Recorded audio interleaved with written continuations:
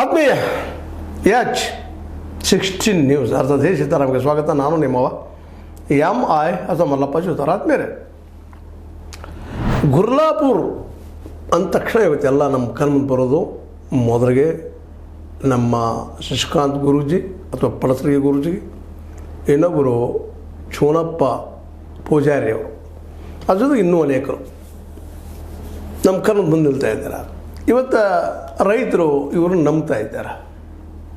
ಒಂದು ಕಾಲಕ್ಕೆ ಪ್ರೊಫೆಸರ್ ನಂಜನಸ್ವಾಮಿ ಅವರನ್ನು, ಬಾಬಾಗೌಡರನ್ನು ನಂಬಿದಂಗೆ, ರುದ್ರೇಶ್ ಅವ್ರನ್ನ ನಂಬಿದಂಗೆ, ಅನೇಕರು ಬಂದು ಹೋಗಿದ್ದಾರೆ. ಹಿಂದೆ ರುದ್ರಪ್ಪನವ್ರನ್ನ ನಂಬಿದಂಗೆ. ಈ ನಂಬಿಕೆ ಅನ್ನುವಂಥ ವಿಷಯ ಭಾಳ ಮಹತ್ವದ್ದು. ಅದು ಸುಮ್ಮನೆ ಎಲ್ಲರಲ್ಲೂ ಹುಟ್ಟೋದಿಲ್ಲ. ಇವತ್ತೇನು ರಾಜಕಾರಣಿಗಳು ಜನರು ಕೊಡಿಸ್ತಿರ್ಬೋದು, ಗಾಡಿ ಕೊಟ್ಟ, ಗೋಡ ಕೊಟ್ಟ, ಊಟ ಕೊಟ್ಟ, ಸೆರೆ ಕೊಟ್ಟ, ನಾವು ನೋಡ್ತಾ ಇದ್ದೀವಿ. ಅಂಥ ರಾಜಕೀಯ ಒಂದು ಕಡೆ ಅದ, ಇನ್ನೊಂದು ಕಡೆ ಒಂದು ಪ್ರಾಮಾಣಿಕ ರಾಜಕೀಯ ಬೆಳಿಬೇಕಾಗ್ಯದ. ಹಿಂದೆ ಅಂಥ ಪ್ರಯತ್ನ ಆಗಿದಾವೆ ನಮ್ಮಲ್ಲಿ, ಇಲ್ಲ ಅಂತಲ್ಲ, ಅದು ಸೋತಿದ್ದಾವೆ. ಕಾರಣ ಇಷ್ಟ. ಅದರಲ್ಲೂ ಮುಖ್ಯವಾಗಿ ರೈತ ಮೂಮೆಂಟ್ ಭಾಳ ಮಹತ್ವದ್ದರೆ ಈ ದೇಶದೊಳಗೆ. ಮ್ಯಾಕ್ಸಿಮಮ್ ರೈತರು ಅದಾರೆ ಈ ದೇಶದೊಳಗೆ. ಆ ರೈತರನ್ನು ಜಾಗೃತಿ ಮಾಡೋದು, ರೈತರಲ್ಲೇ ಒಳ್ಳೆಯ ಜ್ಞಾನವನ್ನು ಹುಟ್ಟಾಕೋದು, ಮತದಾನ ಮಾಡೋದ್ರಿಂದ ಏನು ಲಾಭ ಅದ, ಏನು ಲಕ್ಷಣ ತಿಳಿಸ್ಕೊಳ್ಳುವಂಥದ್ದು, ಮತ್ತು ನಾವು ಮತವನ್ನು ಮಾರ್ಕೊಂಡ್ರೆ ಏನಾಗ್ತೀವಿ ಅನ್ನೋದು ತಿಳಿಸ್ಕೊಳ್ಳುವಂಥ ಒಂದು ಕೆಲಸ ಇವತ್ತು ಆಗಬೇಕಾಗಿದೆ. ಅಂದಾಗ ಮನಪರಿವರ್ತನೆ ಗಾಂಧೀಜಿ ಬಯಸೋದು ಟ್ರಸ್ಟಿಶಿಪ್ ಇಟ್ ಇಸ್, ವಿಶ್ವಾಸ ಮೂಡಿಸುವಂಥದ್ದು.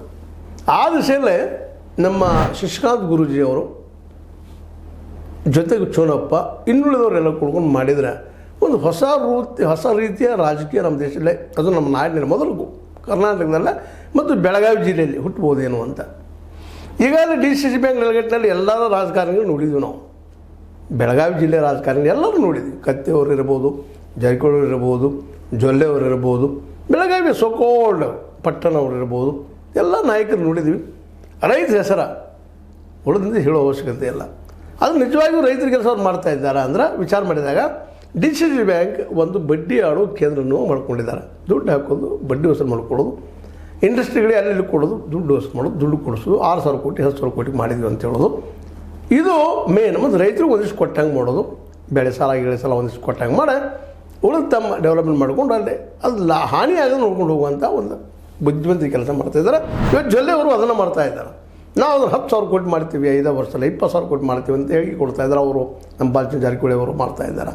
ಅಂದ್ರೆ ಬಡ್ಡಿ ವ್ಯವಹಾರಗಳ ಕೇಂದ್ರನಾಗಿ ಮಾಡ್ಕೊಂಡು ಹೋಗುವಂಥ ಒಂದು ವ್ಯವಸ್ಥೆ ಮಾಡ್ತಾಯಿದ್ದಾರೆ. ನಿಜವಾಗಿಯೂ ರೈತರು ಹೌದು, ನಾವು ರೈತ ಸಾಲ ಕೊಡ್ತೀವಿ, ಅಡ್ಡಿಲ್ಲ ಕೊಡ್ರಿ, ಭೂಮಿ ಇದೆ ಅದನ್ನು ಕೊಡ್ತೀರಿ, ಅದ್ರ ಎಷ್ಟು ಮಟ್ಟಿಗೆ ಕೊಡ್ತೀರಪ್ಪ, ಬೆಳೆ ಸಾಲ ಅಷ್ಟು ಕೊಡ್ತೀರಿ, ಭಾಳದ ಬಡ್ಡಿ ಇಲ್ಲದ ಸರ್ ಒಂದಿಷ್ಟು. ಉಳಿದ ಕಡೆ ಈ ಅದನ್ನು ಡೆವಲಪ್ ಮಾಡೋ ಸಲುವಾಗಿ ಬೇರೆ ಬೇರೆ ಕಂಪನಿಗಳಿಗೆ ಅಲ್ಲೇ ಇಲ್ಲೇ ಕೊಡುವಂಥದ್ದು. ರೈತರ ಡೆವಲಪ್ಮೆಂಟ್ ಅಂತ ಹೇಳಿದ್ನಲ್ಲ, ರೈತ ಸಂಘಟನೆ ಇರ್ತದೆ, ಅದ್ರ ಕೊಟ್ಟು ಮತ್ತೇನೋ ಮಾಡುವಂಥದ್ದು ನಮಗೆ ಇವೆಲ್ಲ ಗೊತ್ತಿದ್ದ ವಿಷಯ ಅದ, ಎಲ್ಲ ನೋಡಿದಂಥ ವಿಷಯ ಅದ. ಇವರೆಲ್ಲರೂ ಹೆಚ್ಚು ಒಂದೇ ರೀತಿಯಲ್ಲಿ ಒಂದಿಷ್ಟು ಅದ್ರ ಪ್ರಾಮಾಣಿಕರು ಹೆಚ್ಚಿರ್ಬೋದು, ಕೆಲವರು ಇನ್ನು ಕೆಲವೊಬ್ಬರು ಅಪ್ರಾಮಾಣಿಕರಿರ್ಬೋದು, ಆ ಮಾತು ಬೇರೆ. ಅದು ಒಂದು ವ್ಯಾಪಾರಿ ಕೇಂದ್ರ ಇವತ್ತಿನ ಒಂದು ಲೆಕ್ಕ ನೋಡಿದರೆ ಅದು ಒಂದು ಬದಿಗಿಟ್ಟುಬಿಡೋಣ. ಅದನ್ನು ಇವತ್ತು ಇಡೀ ರೈತರ ಸಮುದಾಯವನ್ನು ತಮ್ಮ ವಿಶ್ವಾಸ ತೆಗೆದುಕೊಂಡ ಅವರ ಬೆಳೆದ ಬೆಳೆಗೆ ಬೆಲೆ ಸಿಗುವಂಥ ವ್ಯವಸ್ಥೆ ಮಾಡಬೇಕಂತ ನಮ್ಮ ಮೊದಲಿನ ಸಿಗೋದು ಬಂದಿದ್ದೀನಿ. ಆ ದಿಶೆಯಲ್ಲಿ ಈ ಹೋರಾಟ ಆರಂಭ ಆಗಬೇಕಾಗಿದೆ. ಮತ್ತು ನಮ್ಮ ಶಶಿಕಾಂತ್ ಗುರೂಜಿಯವರು ಹೆಸರು ಹೇಳಿ ಬಿಡಲಿ, ನೇರವಾಗಿ ಜಾರಕಿಹೊಳಿ ಕುಟುಂಬವನ್ನು ಹೆಸರು ಹಾಕ್ಕೊಂಡು ರಾಜಕೀಯ ಮಾಡ್ತೀನಪ್ಪ ನಾನು ಅನ್ನುವಷ್ಟು ಮಟ್ಟಿಗೆ ಈ ಒಂದು 40 ವರ್ಷದಲ್ಲಿ ಮಾಡಬಲ್ಲೆ, ಅವ್ರನ್ನ ಬದಿಗೆ ಸರಿಸಬಲ್ಲೆ, ಸರಿಸ್ತಾರೆ ಬೇರೆ ವಿಷಯ. ಯಾಕೆಂದ್ರೆ ಭವಿಷ್ಯಕ್ಕೆ ಬಿಟ್ಟಂಥ ವಿಷಯ. ಬಾಲಚಂದ್ರ ಜಾರಕಿಹೊಳಿ ಅವರು ಏನು ಸಾಮಾನ್ಯರಲ್ಲ, ಸತೀಶ್ ಅವರು ಏನು ಸಾಮಾನ್ಯರಲ್ಲ. ರಾಜಕೀಯದಲ್ಲಿ ಇವತ್ತು ರಾಜ್ಯ ಮಟ್ಟದಲ್ಲೇ ಒಂದು ಮುಖ್ಯಮಂತ್ರಿಯ ಸ್ಥಾನವನ್ನು ಪಡೆಯುವ ಸಮೀಪದಲ್ಲಿದ್ದಾರೆ ಅವರು. ಒಬ್ಬ ಮುಖ್ಯಮಂತ್ರಿ ಆಗೋವನ್ನು ತಪ್ಪಿಸಿ ತಾವು ಹಿಡಿಯುವಂಥ ಸ್ಥಿತಿಗೆ ಬಂದಿದ್ದಾರೆ. ಅಂದರೆ ರಾಜಕೀಯವಾಗಿ ಅಷ್ಟು ಪ್ರಬುದ್ಧರಾಗಿದ್ದಾರೆ. ಇವತ್ತಿನ ರಾಜಕೀಯ ಏನದಲ್ಲ ನಮ್ಮಲ್ಲ, ರಾಜಕೀಯ ಇದು ರಾಜನೀತಿ ಅಲ್ಲ. ರಾಜನೀತಿಯಲ್ಲೇ ನೈತಿಕತೆ ಇರ್ತದೆ, ಇಲ್ಲ ಅದಿಲ್ಲ. ಗೆಲ್ಲೋದಕ್ಕೆ ಏನು ಬೇಕಾದ ಮಾಡಿ ಸಿಂಧದಂತ ಲವ್ ಆ್ಯಂಡ್ ವಾರ್ ಬೇಕಾದ ಮಾಡಪ್ಪ, ಗೆಲ್ಲಬೇಕಾಗಿದ್ದಾರೆ ನಮಗೆ ಅಷ್ಟ. ಆ ಸಿದ್ಧಾಂತ ಅವರೆಲ್ಲ ಇವತ್ತು ಕತ್ತಿ ಇರ್ಬೋದು, ಜಾರಕಿಹೊಳಿ ಇರ್ಬೋದು, ಮತ್ತೊಬ್ಬರು ಇನ್ನೊಬ್ರು ಇರ್ಬೋದು. ಆದರೆ ನಮ್ಮ ಶಶಿಕಾಂತ್ ಪಡಸಲಗಿ ಅವರು ಅದರಲ್ಲೂ ಒಂದು ಸಮಾಜವಾದ ನೆಲಗಟ್ಟಿನಲ್ಲಿ ಬೆಳೆದು ಬಂದಂತಹ ನಮ್ಮ ಮಾಧವಾನಂದ ಶ್ರೀಗಳ ಒಂದು ಇಂಚಗಿರಿ ಮಠದ ಸಂಪ್ರದಾಯದಲ್ಲಿ ಬೆಳೆದು ಬಂದಂಥ ವ್ಯಕ್ತಿ. ಅಲ್ಲಿ ಆಧ್ಯಾತ್ಮಿಕತೆ ಅದ, ಸೋಷಲ್ ಥಿಂಕ್ ಅದ, ಸಾಮಾಜಿಕ ಚಿಂತನೆ ಅದಲ್ಲ, ಅಲ್ಲಿ ಅದೇ ಕಾಲಕ್ಕೆ ರಾಜಕೀಯ ಅದರೊಳಗೆ ಬೆರೆತು ಬಿಟ್ಟದ. ಅವ್ರ ಮಾತುಗಳನ್ನು ನೋಡಿದ್ರೆ ಆಶ್ಚರ್ಯ. ಸಣ್ಣ ವಯಸ್ಸನ್ನು ಹೆಂಗಿದ್ದಾರೆ, ದಿಟ್ಟಿದ್ದಾರೆ. ಕೆಲವೊಮ್ಮೆ ಆವೇಶದ ಮಾತು ಬರ್ಬೋದಿಲ್ಲ ಅಂತಲ್ಲ, ಕೆಲವೊಮ್ಮೆ ವ್ಯತಿರೇಕದ ಮಾತು ಅನಿಸ್ಬೋದು ನಮಗೆ. ಬಟ್ ಅವರಲ್ಲಿ ಒಂದು ಏನೂ ಅದ. ಯಾಕಂದ್ರೆ ಹಿಂದೆ ಅಲ್ಲಿ ಇಂಚಗಿರಿ ಮಠದ ದರ್ಶನದ ವಿಚಾರಗಳಿದ್ದಾವೆ. ಯಾಕಂದರೆ ಸಮತೆಗಾಗಿ ಹೋರಾಟ ಮಾಡಿದಂಥ ಒಂದು ಸಂಸ್ಥೆ ಅವು. ಸೋಲು ಗೆಲುವು ಆ ಮಾತು ಬೇರೆ.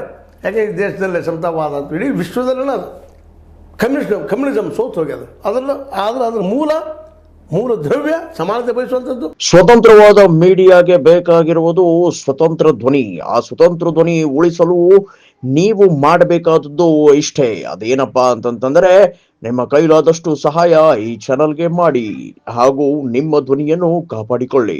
ನಾವು ಯಾರು ಮರೀಲಿಕ್ಕೆ ಸಾಧ್ಯ, ಅದ್ಭುತವಾದ ಆದರೆ ನಾವು ಅದನ್ನು ಅರ್ಥ ಮಾಡ್ಕೊಳ್ಳಿಲ್ಲ. ಆ ಮಾತು ಬೇರೆ. ಅದರಲ್ಲೂ ಒಂದಿಷ್ಟು ಹಿಂಸೆ ಇರೋದ್ರಿಂದಾಗೆ ಅದಕ್ಕೆ ಕೆಟ್ಟ ಹೆಸರು ಬಂತು ಕಮ್ಯುನಿಸಮ್ ಅನ್ನೋದು ಅಷ್ಟು ಸತ್ಯದ. ಹಿಂಸಾ ಮಾರ್ಗ ಹಿಡಿದ್ರು, ಗಾಂಧಿ ಮಾರ್ಗ ಹಿಡ್ಕೊಂಡು ಹೋಗಿದ್ರೆ ಮಾತು ಬೇರೆ ಇತ್ತು. ಆ ದಿಸೆಯಲ್ಲಿ ನಮ್ಮ ಇಂಜಿಗೇರಿ ಮಠದ ಸಂಪ್ರದಾಯ ಗಾಂಧಿ ಮಾರ್ಗನೂ ಅದ.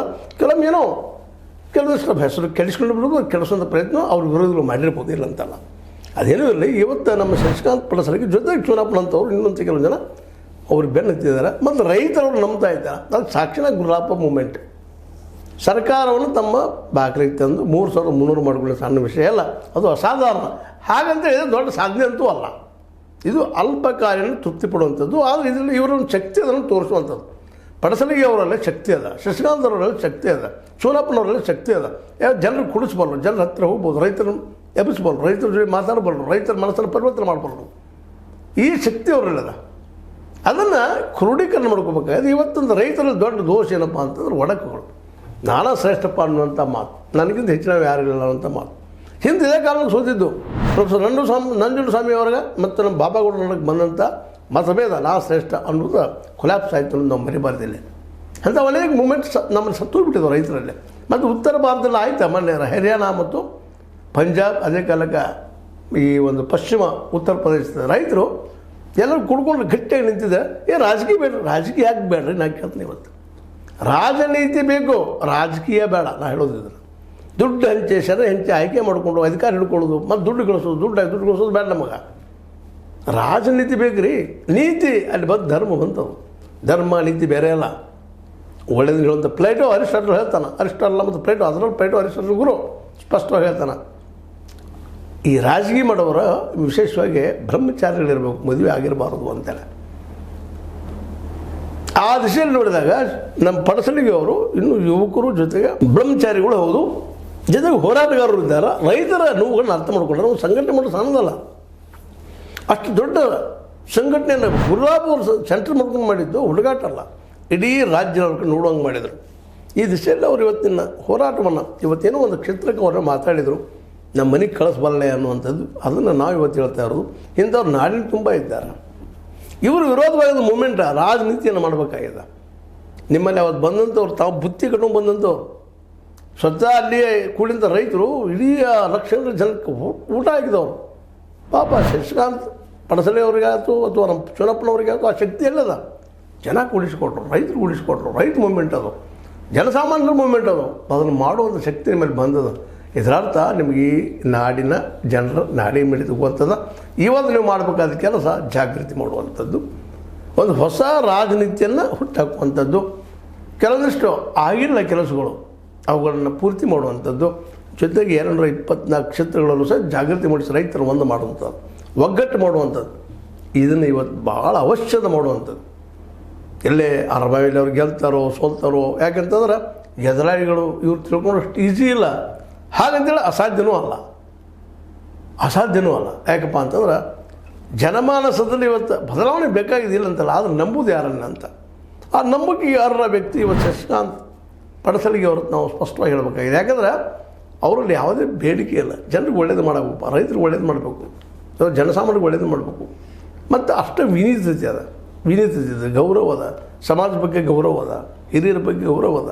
ಅವ್ರ ಪ್ರತಿಯೊಂದು ಮಾತುಗಳನ್ನ ಅದರಲ್ಲಿ ಸಮಾಜ ಕಟ್ಟುವಂಥ ರೀತಿಯನ್ನು ನೋಡಿದಾಗ ಅಲ್ಲಿ ಜಾತಿ ಇಲ್ಲ, ಧರ್ಮ ಇಲ್ಲ, ಯಾವುದೂ ಇಲ್ಲದ ಜನರ ಸೇವೆ ನಮ್ಮದಪ್ಪ ಅನ್ನುವಂಥ ಒಂದು ಮನೋಧರ್ಮ ಅವರಲ್ಲದ. ಹೀಗಾಗಿ ಅವ್ರು ಮೊದಲು ಮಾಡಬೇಕಾಗಿದ್ದು ಜಾಗೃತಿ. ಇನ್ನೂ 2.5 ವರ್ಷದ ಹಂಗಂದರೆ ಭಾಳ ದೊಡ್ಡದಲ್ಲ ಅದು. ರಾಜ್ಯದಲ್ಲಿ ಬದಲಾವಂಥವ್ರು ಅಂಥದ್ದು ಹೌದು. ರೈತರ ಸರ್ಕಾರ ಬರಬೇಕಾಗಿತ್ತು, ಹಿಂದೆ ಆಗಬೇಕಾಗಿತ್ತು. ಜನ ಅವರ ಹೆಚ್ಚಿದ್ದಾರೆ. ರೈತರು, ದಲಿತರು, ಹಿಂದುಳಿದವರು, ಮೈನಾರಿಟೀಸ್ ಕೂಡಿದ ಮುಗಿದೋಗ್ಬಿಡ್ತಾರೆ. ರೈತರಲ್ಲಿ ಎಲ್ಲ ಇದ್ದಾರೆ. ರೈತರಲ್ಲಿ ಹಿಂದುಳಿದವರು ಇದ್ದಾರೆ, ಮುಂದುವರೆದು ಎಲ್ಲೋ ಕೆಲವು ಪಾಳೆಗಾರ ಇರ್ಬೇಕಷ್ಟೇ. ಅವ್ರಿಗೆ ಎಷ್ಟು ಜನ ಇರ್ತಾರೆ, 100 ಎಕರೆ ಭೂಮಿ ತಿಂತವರು, ಅವ್ರು ಪಾಳೆಗಾರ. ಅವ್ರು ಹೋಗ್ತಾ ಇರ್ತಾರೆ ಕಾರ್ಪೊರೇಟ್ ಕಡೆ, ನಮ್ಮ ಕಡೆ ಬರೋದಿಲ್ಲ. ಅವರು ಉಳಿದವ್ರು 4 ಎಕರೆ, 2 ಎಕರೆ, 1 ಎಕರೆ, ಅರ್ಧ ಎಕರೆ, 30 ಗುಂಟೆ, 10 ಗುಂಟೆ, 2 ಗುಂಟೆ ಇದ್ದಂಥ ಪಾಪ ರೈತರು ಇದ್ದಾರೆ. ಎಲ್ಲರೂ ಇದ್ದಾರೆ. ಭೂಮಿ ಇದ್ದಂಥವ್ರು ಇದ್ದಾರೆ, ಕೃಷಿ ಕೂಲಿಗಳಿದ್ದಾರೆ. ಇವರೆಲ್ಲ ಸಮಸ್ಯೆಗಳು ಸಾಕಷ್ಟು ಇವತ್ತು ಗೊತ್ತದ ನಮ್ಮ ಶಶಿಕಾಂತ್ ಪಡಸಲಿಗೆ ಅವ್ರ ಜೊತೆಗಾರರಿಗೆ ಎಲ್ಲರಿಗೂ. ಅದರಲ್ಲೂ ನಮ್ಮ ಗಂಗಾಧರಪ್ಪ ಒಂದು KT ಗಂಗಾಧರಪ್ಪನವರಂಥ ವಿದ್ವಾಂಸರಿದ್ದಾರೆ. ಈ ಒಂದು ಕೃಷಿ ಕ್ಷೇತ್ರದ ಬಗ್ಗೆ ಎಲ್ಲ ತಿಳ್ಕೊಂಡಂಥವ್ರು ಇದ್ದಾರೆ. ಅಂಥವ್ರು ಅನೇಕ ಸಂಘಟನೆಗೆ ತೆಗೆದುಕೊಂಡ ಒಂದು ಮೂಮೆಂಟನ್ನು ದೊಡ್ಡ ಪ್ರಮಾಣದಲ್ಲಿ ಮಾಡುವ ಸಾಧ್ಯತೆಗಳು ಅವರಲ್ಲಿದ್ದಾವೆ. ಪ್ರಯತ್ನ ಮಾಡೋದು ಸಾಧ್ಯದ ಇಲ್ಲ ಅಂತಲ್ಲ, ಆದರೆ ಭಾಳ ಕಷ್ಟದ ಕೆಲಸ. ಯಾಕಂದರೆ ಇವತ್ತು ಬೇರೆ ಬಿಟ್ಟಿದ್ದಾರೆ ಇವರೆಲ್ಲರೂ. ಈ 224 ಆಗಿರ್ಬೋದು, ರಾಷ್ಟ್ರ ಮಟ್ಟದ 543 ಜನ MP ಗಳಾಗಿರ್ಬೋದು, ಎಲ್ಲ ಕೋಟ್ಯಾಧೀಶ್ವರರು. ಅವರೆಲ್ಲ ಇವತ್ತು ಬೇರೆ ಬಿಟ್ಟಿದ್ದಾರೆ. ಮತಗಳನ್ನು ಹೆಂಗೆ ಪಡ್ಕೋಬೇಕು ಅನ್ನೋದು ತಿಳ್ಕೊಂಡ್ಬಿಟ್ಟಿದ್ದಾರೆ. ಭೂತ ಮಟ್ಟದಲ್ಲಿ ಹೆಂಗೆ ಹೊಡಿಬೇಕು ಅನ್ನೋದು ತಿಳ್ಕೊಂಡ್ಬಿಟ್ಟಿದ್ದಾರೆ. ಅವ್ರ ಮಾತುಗಳನ್ನು ಕೇಳಿದಾಗ ಗೊತ್ತಾಗ್ತದೆ ಹೆಂಗೆ ಅವ್ರು ಎಷ್ಟು ಬಲಿಷ್ಠರಿದ್ದಾರೆ ಅಂತೇಳಿ. ಅಂಥವ್ರನ್ನ ಎದುರು ಹಾಕ್ಕೊಂಡು ಇವತ್ತು ಶಶಿಕಾಂತ್ ಪಡಸಲಿ ಅವರು ಗೆಲ್ಲುವುದು ಅಂದ್ಕೊಂಡ್ರೆ ಸುಲಭ ಅಲ್ಲ, ಅದು ಅಸಾಧ್ಯ ಅಲ್ಲ. ಆದರೆ ಅದಕ್ಕಾಗಿ ಒಂದು ದೊಡ್ಡ ಮೂಮೆಂಟ್ ಆಗಬೇಕಾಗಿದೆ ರಾಜ್ಯ ಮಟ್ಟದಲ್ಲಿ. ಒಂದು ಗುರುಲಾಪುರದಲ್ಲಿ ಆದಂಥ ಮೂಮೆಂಟ ಇಡೀ ರಾಜ್ಯ ಮಟ್ಟದಲ್ಲಿ ಪ್ರತಿ ಹಳ್ಳಿಯಲ್ಲಿ ಆಗುವಂಥ ಪ್ರಯತ್ನ ಕೈ ಹಾಕಿದರೆ ಮತ್ತು ಅವ್ರು ಸಾಧ್ಯದ ಎಲ್ಲ ಕಡೆ ಹೊರದಾಡೋಕೆ ಅನುಕೂಲದ ಒಂದು ಹಿಂದೆ ಸಂಸ್ಥೆ ಅದ.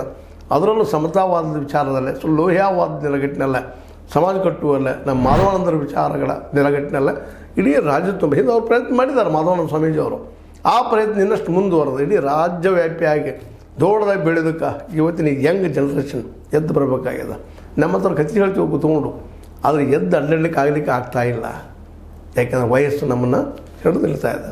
ಈ ಎಲ್ಲ ನೆಲೆಗಟ್ಟಿನೆಲ್ಲ ಇವತ್ತು ನಾವು ಶಶಿಕಾಂತ್ ಗುರೂಜಿಯವರ ಒಂದಿಷ್ಟು ಆವೇಶದ ಮಾತುಗಳನ್ನ ಬದಿಗಿಟ್ಟೆ ಅವರ ಶಕ್ತಿ ಅದ ಮಾಡೋದು. ಅವ್ರು ಯಾಕೆ ಮಾಡಬಾರ್ದು, ಅವ್ರು ಯಾಕೆ ಈ ಮೂಮೆಂಟನ್ನು ಹುಟ್ಟಾಕ್ಬಾರ್ದು? ಅವ್ರ ಜೊತೆಗೆ ರೈತರು ನಂಬುತ್ತಾ ಇದ್ದಾರೆ. ಮುಖ್ಯಂದ್ರೆ ಇಲ್ಲಿ ವಿಶ್ವಾಸ ಹುಟ್ಟೋದು ಭಾಳ ಕಷ್ಟ.